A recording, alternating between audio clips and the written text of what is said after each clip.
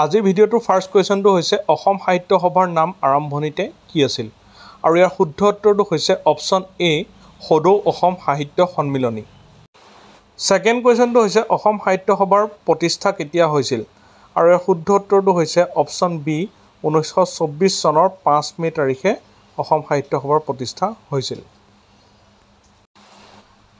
Third কুৱেশ্যনটো হৈছে অসম সাহিত্য সভাৰ বৰ্তমানৰ প্ৰতীকটো কেতিয়া গ্ৰহণ কৰা হয় আৰু ইয়াৰ শুদ্ধ উত্তৰটো হৈছে অপশ্যন চি 1960 চনৰ 28 অক্টোবৰ তাৰিখে গ্ৰহণ কৰা হৈছিল।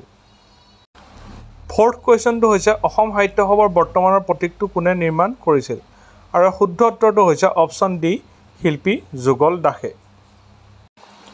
ফিফ্থ কুৱেশ্যনটো হৈছে অসমৰ নেপালী সাহিত্য সভাৰ প্ৰথমগৰাকী সাহিত্যিকৰ সভাপতি কোন আছিল আৰু ইয়াৰ শুদ্ধ উত্তৰটো হৈছে অপশ্যন এ লক্ষ্মীপ্ৰসাদ পৰাজুলী।